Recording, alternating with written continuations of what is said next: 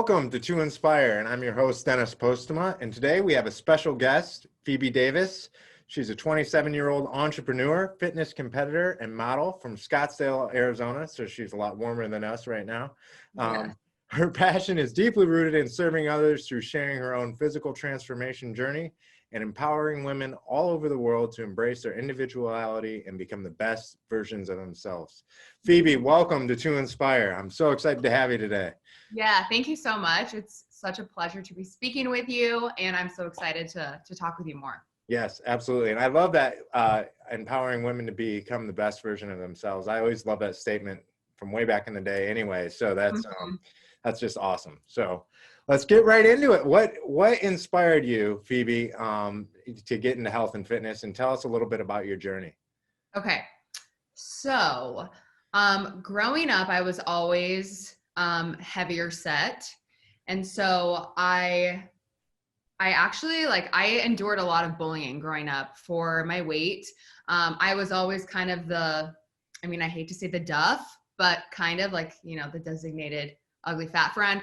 Basically, I just always brought the humor. I brought the jokes, the personality. All my friends had boyfriends, and I was just there to entertain everybody, basically. So honestly, the drive to pursue health and fitness was kind of rooted in that, and that I was always kind of, I was picked on, and it just always lit this fire inside me that was I have control over what I put into my body. I don't have control over what other people think of me, right. But I do have control over myself. And so that's really what kind of sparked the journey to pursue health and fitness and create a better life for myself, where I'm not only, healthy, but I enjoy doing fun activities and being comfortable in my own body. And I feel like so many women can relate to the story, especially, the bullying factor growing up. So that's why I initially created my Instagram account, was just to help inspire other women along my journey, and also to help hold myself accountable. So that's where the Flexing Phoebes brand began, essentially. Okay. That's awesome. Well, talk to me, with bullying and overcoming haters and hate online. Talk to me a little bit about that, first of all, because anybody who's a success story and has dealt with any success online or anywhere in life, whether it's fitness or entrepreneurship, has dealt with haters and online hate. Tell me how that all kind of falls together and what you've learned from it, because that's always a good topic for our viewers. Yeah, for sure. Well, something that's always, I wouldn't necessarily say always, but more recently, in my more recent adult years, I'm a Christian. So relying heavily on my faith has always really just brought me back to center. It doesn't matter what other people think of me. Everyone's going to have their opinions. And especially, it's funny too, because I'm originally from Spokane, Washington, which is a pretty small town.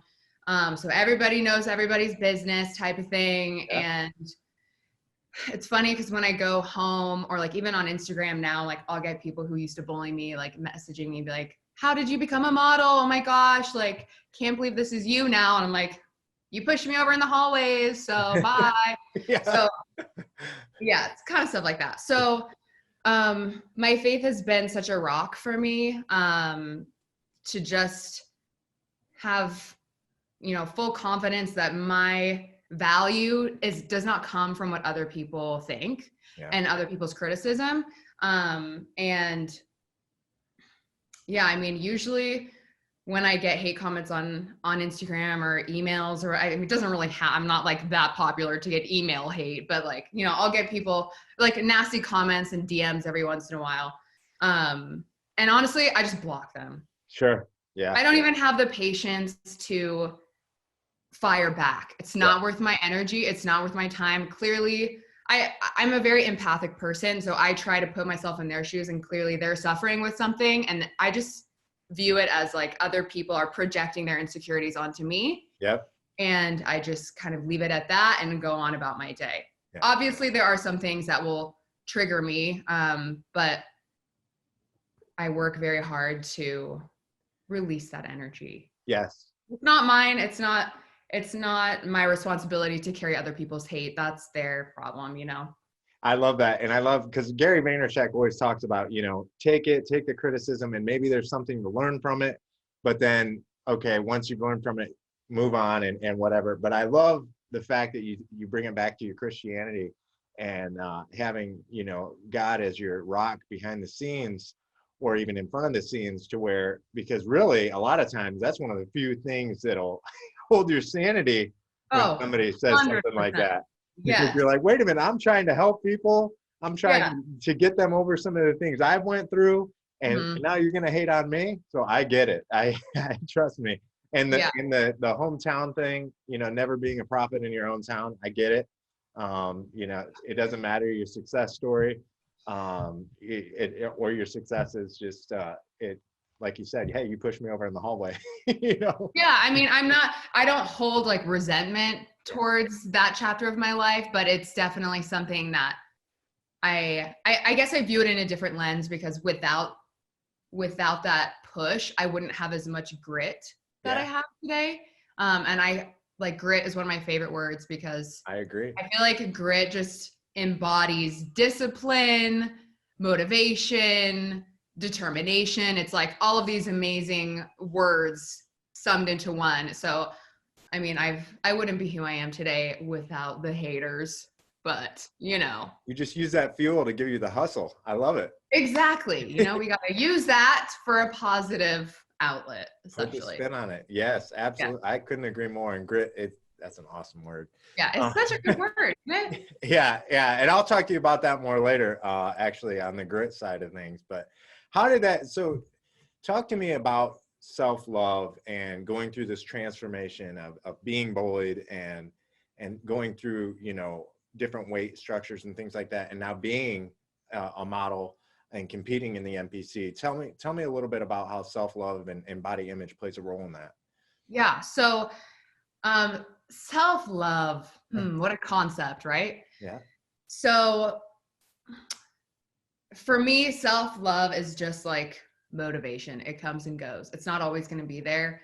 It's a choice. Okay. And I have been through many peaks and valleys in my self-love journey. A lot of that had to do with competing. And a lot of it still does have to do with Instagram and having a public account with X amount of followers, and just having this, I guess for me, sometimes I feel like I have this responsibility to show up and to always project, love yourself, blah, blah, blah. But like, that's not normal on a day-to-day basis. Not every day we wake up and we're like, wow, I love myself. It's just not human. But for me, I think the biggest thing is just giving yourself grace, and knowing that like some days are good body day images, other days are not, but regardless, it just doesn't define who you are. Right. Another thing too is being able to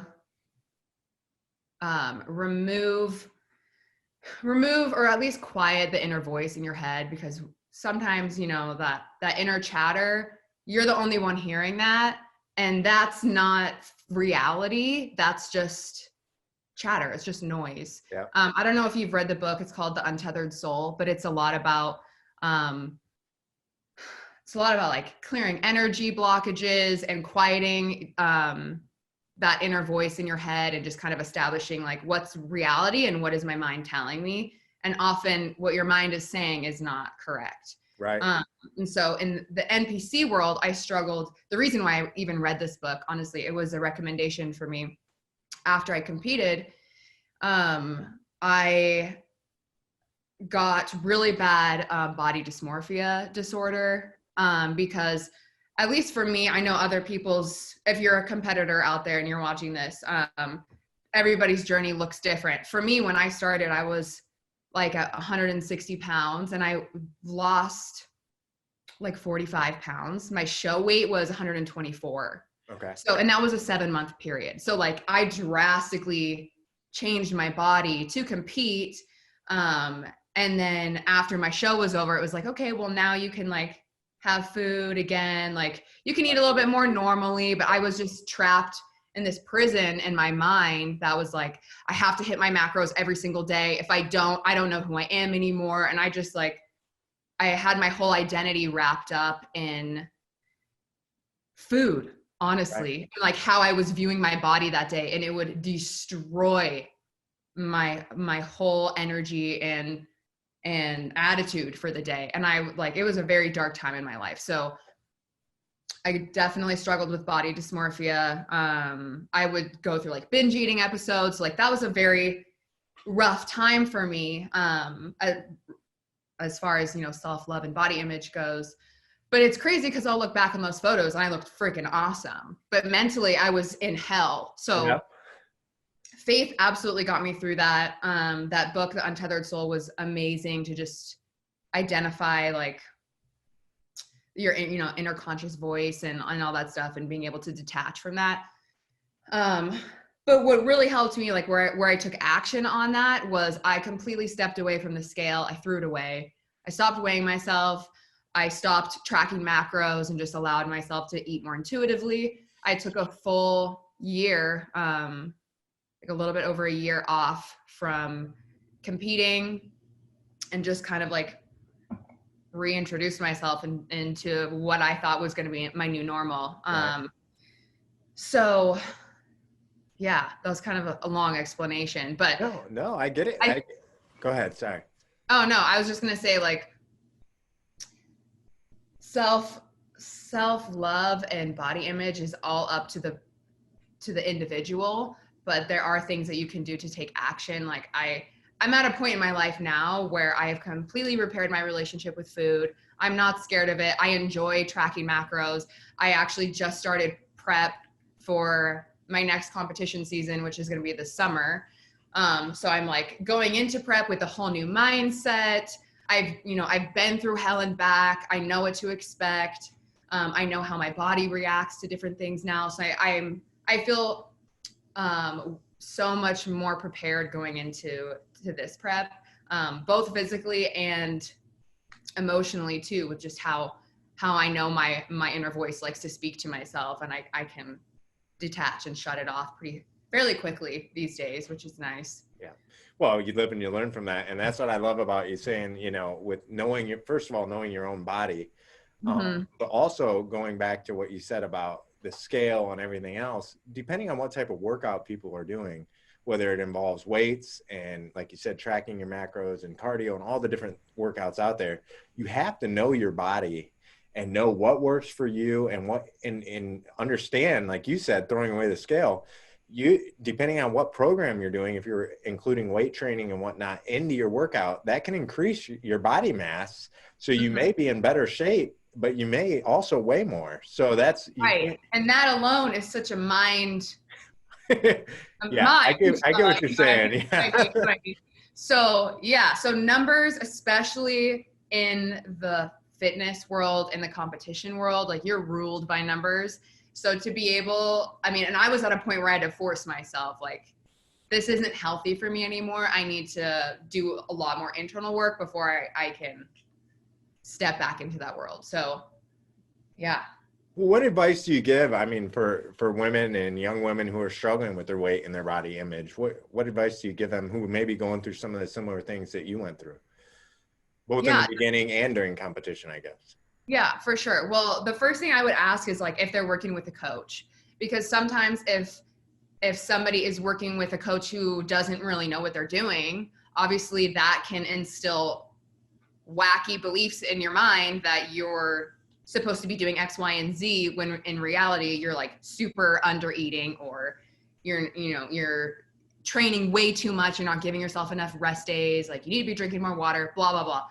Side note, I'm not a coach or a trainer. So and that's also what I say to people who ask for advice. So I'm like, I'm not certified. This is all based on who I've worked with, the professionals in my industry that I'm friends with, that I talk to, and like my own experience. So I don't ever want to give people the idea that like, this is my advice and go tell your friends, because it's backed up, you know what I mean? And I appreciate you sharing that, because anybody, again, though, talking about your experiences and whatnot, people do need to figure it out for themselves, along Mhm. with hear what you happened, how you did it, how somebody else did it, because those experiences are what makes you. Because any coach that tells you you need to do exactly this is probably wrong in some way or shape or form. Oh, for sure. Yeah. I mean, take any industry, like nobody is like the expert. You know what I mean? There are experts that you rely on, but nobody is like the end all be all. But Right. regardless, I would find out if like they're working, what kind of coach they're working with, like, and just let them know, like, based on my experience, this is what I did. And along that journey, like, these were different things that would trigger me in certain ways. And like, if they can relate to that, then I'll talk to them about that. I get a lot of messages from people who are like, I have a very similar body type that you used to have. Like, how did you get such a rapid change? And for me, I worked with amazing coaches. Like, Yeah. that's it. That's what it was. Like, I did work with one coach who didn't know what she was doing. She's a great friend. I love her, but like, I did research and I was like, this isn't healthy for me. So I found different coaches who really knew their stuff. I consider them to be experts in the competition world. They have a massive team behind them, and they're my coaches now. But like, you have to work with somebody. If you don't know what you're doing, you need somebody who does know what they're doing. And and also holds you accountable. Yeah. 100% too, because you can say, like, and a lot of people don't understand tracking macros. They're like, well, what's a macro? Like, what are macros? But for me, I'm like, well, it's fats, proteins, and carbs, and you just track them. Yeah. Because I've been doing it for so long. So for me, it's just like, it's second nature to you. And you type it into my fitness pal. Yeah. But a lot of people don't understand that. And for me to try and dumb it down for them, I'm sure it's even more confusing. So I just try to push them to more reliable sources who can explain it to them. And then if they're wanting to take that next step into lifestyle training or competition training, whatever, then they have some more education to do that. But yeah. And I always, especially when I was on prep this last go around, because I would post before and after pictures all the time. Because honestly, I don't know if you've seen that, but my transformation from the 7 months from start of prep to show day, it's pretty insane. I'm not going to lie.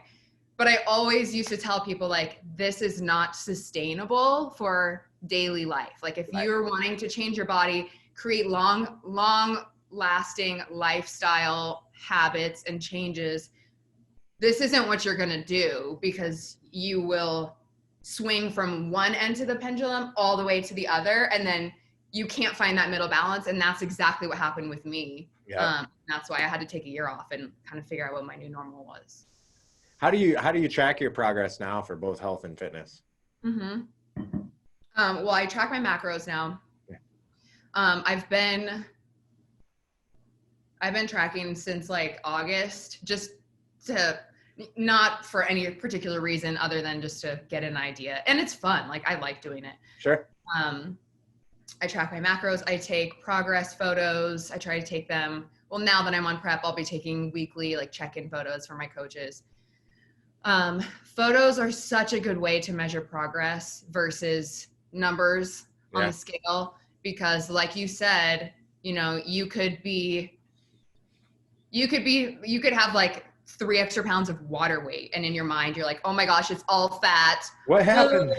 But like, and then the next day you could look like super shredded and lose like another 4 pounds, or the next day you're up 4 pounds but you look even more shredded. So it's just like, the numbers are just a gauge. It's a tool to measure success, but I always go off progress pictures. And how you're feeling too. Like, if you're feeling super energized and super motivated and you feel good, you're getting good sleep, like, that's also really way more important than how much you weigh. Yep. Talk to me about your favorite supplements and what you would recommend. Okay. So I should grab it, but I don't want to get up. Okay. So, I'm an athlete with Bomar Nutrition. I don't know if you've heard of them or not, but they're an online company, pretty big on Instagram. I love their products. So they have amazing products for gut health, probiotics. They have something called a colon cleanse. And that's just like, it does exactly what you think it does, but it's just like, oh, it makes you feel great. And gut health is obviously so important, as I'm sure you know. And then they also have this product called Sharp.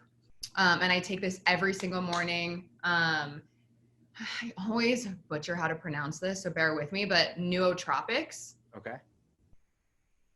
Did I say it right? I think so. Yeah. All right. It sounds right to me. Okay. It So sounded right to me. So yeah. So Sharp nootropics. And it's basically, it's got like the teeniest amount of caffeine in it. And I don't drink coffee. I'm not a caffeine person. So for me, it's like perfect first thing in the morning. And it helps with brain function, mental clarity. It makes you sharp. That's why it's called Sharp. Good focus. I love those supplements. Yes. And so it's good for the work day. I know a lot of people will mix it like with their pre-workout. They also have amazing pre-workout, both non-stim and stim. So you can do the caffeine-free version. But yeah, Bomar is amazing. I'm an athlete with them. So I highly, highly recommend their products. And I have a code too. So if anyone wants to buy from Bomar Nutrition, my code is Phoebe, Phoebe. There you go. Mm-hmm. All right, perfect. And the thing that I like about talking about the supplements is, you know, you hit on some extremely important ones because gut health is important.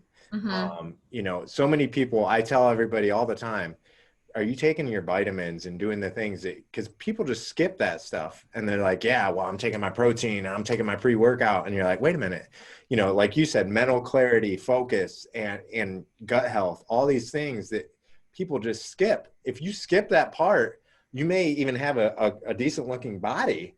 And you may look healthy, your hormones are all over the place.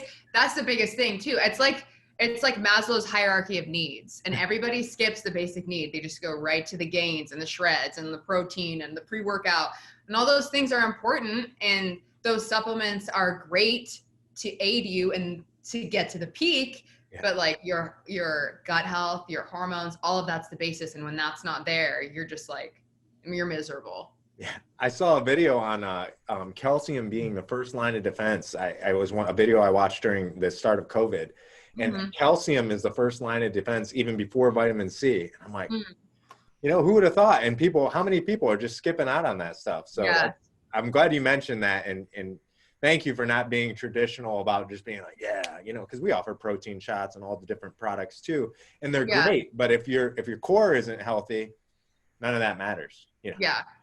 Doesn't matter if you're shredded and you don't sleep at night, you know, those aren't that's a good combination. So, and I had horrible hormone problems, after I competed. Like I looked awesome. I was super shredded, but I was sleeping maybe 3 hours a night. My sleep schedule was brutal, and I would wake up in like a swamp of sweat. And I had like the worst breakouts. It was miserable, but paying attention to my gut health and getting my hormones leveled out was like number one priority. So. Oh, thank you very much for sharing that part. I think that's very important and overlooked so many times during interviews like this. So talk to me about what are Phoebe's fitness goals for 2021 and what's going on this year? So I'm going to compete this year. I'm so excited. Back and ready to go, huh? Yes. I am currently battling a pretty severe sciatica in my right glute down my leg. It's brutal. But I am fortunately working with some pretty awesome like body work specialists to get better. So I'm kind of easing myself back into training. For me, I'm like 100% all or nothing. Like if I ever go to the doctor or the chiropractor, I'm like, this really hurts, but like, can I still work out? Right. I'm like, I can't. Like, I'll get depressed if I don't work out. So I'm like an all or nothing person. So for me, it's been kind of like, I can only do one leg day. I'm only competing if I can win, right? Yeah, exactly. So, but yeah, I've started training. I just got my new prep protocols from my coaches like 2 days ago. So this is like, you're at the very beginning, early stages. Check back in with me in like July. Things will be nuts.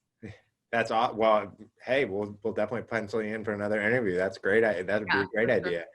Because, and I love that you're very similar to me from the aspect of your mind is 110% go, even though your body's not keeping up. My body's like, wait. I'm like, shush. Nobody asked you. This is the game plan. Yeah, that's awesome. So, any advice you can give the 20-year-old Phoebe? What advice would you give yourself back in the day if you were 20 again and you could talk to yourself? This is good. I would like to tell myself many things. I think first I would say to be very selective with your energy and who you choose to invite into your life, and be very mindful of the people you surround yourself with. If they're a good influence on you, if they're not, just pay attention to those things. It doesn't mean you have to write certain people off, but like you choose where you get to choose where you invest your energy. And that's like the most priceless currency is time and energy, in my opinion. Agreed. So I would definitely say that. And then as always, just show yourself a lot of grace. Every single day. I would tell myself to find Jesus a lot sooner than when I did, and make that probably a bigger priority. Put that as a reminder on your phone. Yeah, for real. Read the Bible. Exactly. Yeah, and then I would just like beauty is not just external. Yeah. And it's funny because a lot of people tell me today that they're really surprised I have a personality, and I'm I'm well-spoken and I'm funny, and I'm just like, well, that's because I was fat once. It's all I had back in the day. It's all I had to get me to where I am now. But like those foundational things of having a personality, being funny, being empathic, relating to other people, like those qualities go so much farther than how you look. Yeah. And cherish those things from the beginning instead of relying on how you look to get you from point A to point B, because one day we're going to be old. Yes, exactly. Yeah. It'll be funny and witty. Yes. There you go. Yeah. You got that part down. Yeah. Yes. And so the thing about that is you have, no matter what, you're the average of the 5 people you hang out with. That can be financially, that can be any aspect, that can be nutrition, look at your 5 friends. They're probably, if you're in shape, most of them are in shape too. So it's all about your network. And that's why that's good. Very good point of surrounding yourself with those people and who you choose to spend time with. Because sometimes it's not always easy. It could be somebody who used to be a close friend, but they're just negative impact on your life. So, well, thank you. How do we get a hold of you, Phoebe? How does everybody check you out? I almost was like, here's my phone number. So you can be blowing up after that. Yeah. Oh my gosh, my phone. So you can follow me on Instagram at Flexing Phoebes. I'm also on TikTok for fun things. That's also at Flexing Phoebes. That's not like super fitnessy. It's more like the model side of my career. So that's fun. And then you can also email me. My email is flexingphoebes@gmail.com. I have a PR and brand manager that I work with. So we love to partner with different brands in the health and fitness space, also different photographers too. So there's that. And then my website is flexingphoebes.com. Perfect. Well, thank you so much for being on here. I greatly appreciate it. Hopefully we get you back on here again. Thank you so much for being part of our show. Thank you so much. This was so much fun. Thank you. All right. And everybody, we hope that you live to inspire. Thank you.